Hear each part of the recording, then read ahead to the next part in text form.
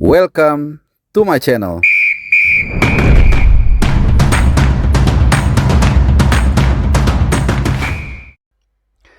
Salam sehat dan juga selamat hari Kamis buat teman-teman pecinta timnas atau timnas lovers dimanapun kalian berada di seluruh Indonesia, dari Sabang sampai Merauke, Pulau Sumatera, Pulau Jawa, Pulau Kalimantan, Bali, Lombok, Sumbawa, Sumba, Kalimantan, Sulawesi, Maluku, Flores, dan juga Papua, ataupun yang di seluruh dunia. Ada yang sering juga nonton dari Dubai, dari Hong Kong, dan seterusnya. Dari Australia juga, dari Perth ada teman gua nih ya. Oke, seperti biasa gua akan mengupdate aja, nggak usah terlalu lama videonya, sekaligus mungkin untuk menemani aktivitas kalian. Ini jamnya gua upload memang agak tanggung ya, kemungkinan ini gua rekam jam setengah 2 siang, mungkin gua upload sekitar jam 3 atau mungkin lebih cepat. Jadi ada dua topik yang gue mau update kali ini. Beritanya ringan aja, straight news, yaitu yang pertama soal persiapan tim nasional kita. Karena kurang dari, atau lebih tepatnya 20 hari lagi ya, dari sekarang kita akan menjalani pertandingan yang sangat bersejarah menghadapi Arab Saudi di kualifikasi Piala Dunia round 3, dan juga tentunya tanggal 10 Septembernya lawan Australia. Nah, tentunya berbagai persiapan sudah dilakukan oleh Coach Shin, termasuk juga mulai ya melis beberapa pemain yang akan dipanggil untuk memperkuat skuad Garuda. Ya memang kalau kita lihat 70-80% nama itu gua rasa sudah rigid ya, atau sudah firm. Ya misalnya seperti Tom Hai, kemudian Jara Oratmangun, Jai Itses, Rafael Strike, siapa lagi? Sandy Walsh, Rizky Ridho. Ya itu adalah Yakob Sayuri, itu adalah beberapa nama yang ya udah hampir pasti masuk list lah, kalau nggak ada Aral Melintang, kalau nggak ada cedera dan sebagainya, dan kita berharap tidak ada cedera.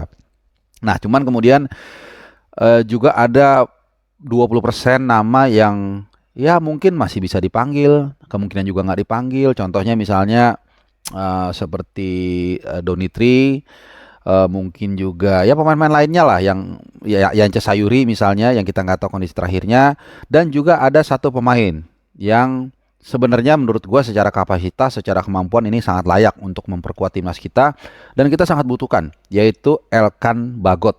Kenapa gue bilang kita sangat membutuhkan? Karena satu ya memang kemampuan dia, pengalaman dia semakin bertumbuh.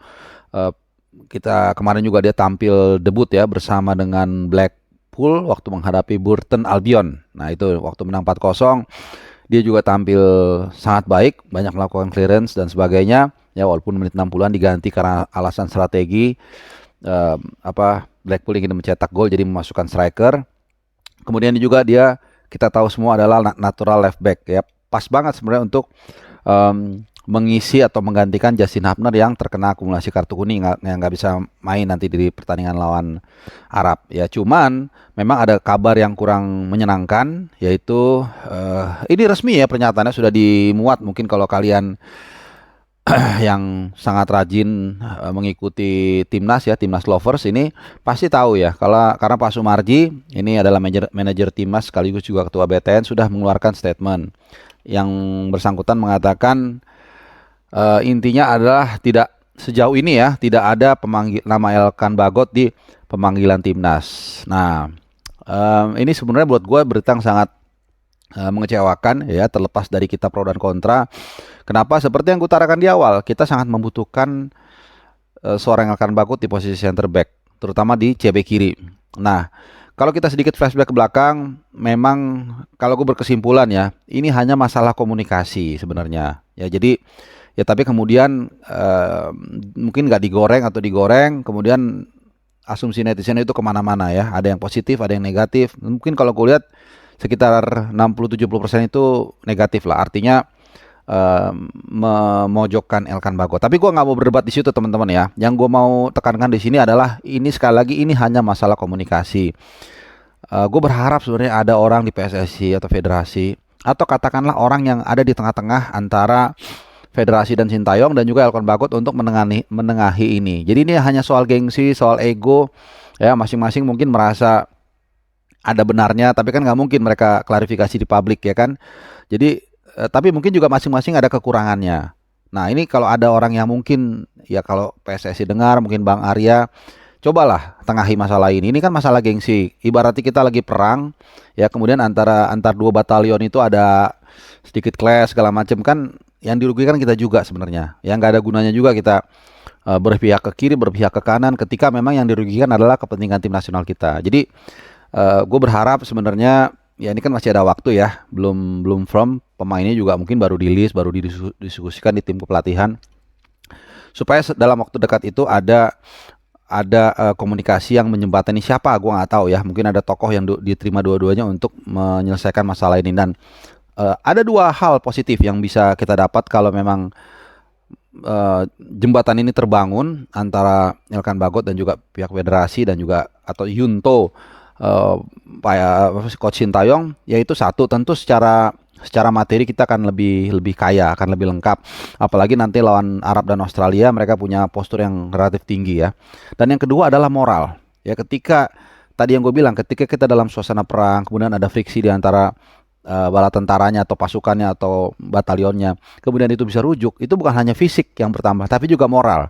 Ya, kita merasakan ada sesuatu yang positif, vibes yang enak ya, yang ini akan membuat juga moral pemain naik. Jadi ini gue sangat berharap ya, gue nggak tahu apakah channel ini atau konten ini bisa memberikan pengaruh yang positif, tapi mudah-mudahan didengar dan mudah-mudahan ada solusinya ya. Dan agak mengejutkan juga gue dengar statement soal Pak Sumarji soal Elkan Bagot tidak ada di dalam panggilan pemain. Jadi artinya bukan apa-apa, berarti komunikasinya selama ini belum terjalin dengan baik, sehingga akhirnya ya sama-sama perang dingin gitu loh ya. Jadi sekali lagi gue nggak mau berdebat dukung ini anti ini enggak ya, tapi bagaimana kita untuk bersatu sebagai sebuah tim, sebagai sebuah bala tentara untuk bisa menghadapi quote by quote lawan atau musuh kita nanti di round 3 Arab Saudi dan juga Australia dan seterusnya, Bahrain, China dan juga Jepang ya.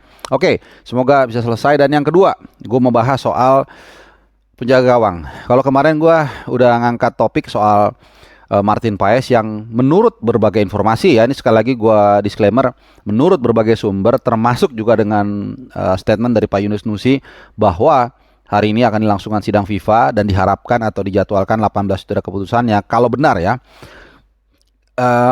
tentu ini kita senang ya, artinya paling enggak kita sudah tahu nanti seperti apa hasilnya dan mudah-mudahan positif. Tapi kalaupun ternyata opsi itu belum membuahkan hasil, maka ini ada alternatif nih, satu pemain teman-teman ya, penjaga gawang keturunan Indonesia juga, tingginya juga hanya terpaut 3 cm dari Martin Paes. Kalau Martin Paes itu 191, ini penjaga gawang yang satu ini itu tingginya 188 cm. Even untuk ukuran internasional pun ini relatif tinggi. Ya, namanya Danny van de Heuvel. Ya, bacanya kira-kira kayak menara Eiffel tapi dapat tambahin H di depannya. Danny van de Heuvel. Nah, ini usianya juga masih sangat muda, 21 tahun, asal Delft. Delft itu yang kayak coklat itu loh, yang ada orang lagi main ski warna ungu kalau nggak salah ya. Nah, dari situ ya, dan kalau kita lihat track recordnya, klub-klub yang dibela ini cukup mentereng. Ya, waktu di youth atau di junior, dia sempat masuk akademi ADO Den Haag. Ini klubnya siapa? Rafael Strijk ya, tapi sebentar. Jadi waktu dia usia 14 tahun lah, kurang lebih 13-14 tahun. Kemudian dia pindah ke Ajax. Ya, luar biasa ya, walaupun ini masih junior, tapi kan kita tahu semua seperti apa silabus ataupun materi ataupun kurikulum dari Ajax. Dia di situ menimba ilmu selama kurang lebih 3 tahun sebelum akhirnya pindah ke Leeds United dari tahun 2020 sampai dengan kemarin.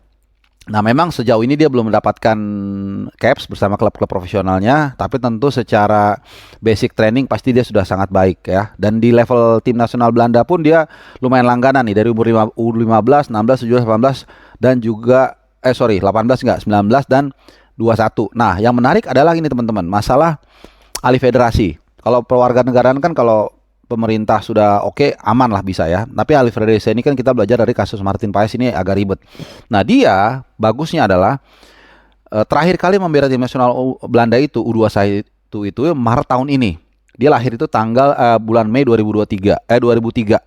Jadi Mei 2003 dia lahir. Terakhir itu dia bela tim nasional Belanda U21 itu bulan Maret lalu, waktu usianya masih 20 tahun. Nah, begitu dia 2 bulan kemudian ulang tahun, bulan Mei kemarin jadi 21, dia belum sekalipun membela tim nasional Belanda. Artinya, kalau memang dia menjadi alternatif kiper atau penjaga gawang nanti dan alih apa pewarganegaraan jadi Indonesia dan alih federasi, ini harusnya nggak ada masalah sama sekali karena tidak melanggar pasal 9B ayat 3 terkait dengan seorang pemain yang sudah membela negaranya umur 21 itu tidak boleh pindah alih federasi. Nah, ini aman secara teknik ya, secara teknikal dia aman untuk jadi nggak ada masalah. Tapi sekali lagi ini kan hanya alternatif ya. Tapi kalau menurut gua dia sangat layak juga ya untuk dinaturalisasi kalau memang mau. Dan terakhir juga kabarnya si Van den Heuvel ini sudah memfollow Instagram PSSI. Nah, kalian juga bisa follow tuh IG-nya dia, jadi bisa kelihatan tuh. Dia udah follow Instagram PSSI. Ya itu yang tadi gue bilang, memang ini tidak mengatakan apapun ya, belum firm gitu. Tapi paling nggak sudah ada arah ke sana, sudah ada interesting gitu. Kalau nggak ada sama sekali kan dia ngapain follow Instagram PSSI? Mungkin udah ada komunikasi juga yang dilakukan oleh bisa jadi Fardi Bahdim yang memang menjadi mata dan telinga PSSI buat pemain diaspora di Belanda atau yang mau dinaturalisasi. Ya jadi mudah-mudahan ini bisa menjadi salah satu alternatif. Sekali lagi namanya Danny Van den Heuvel.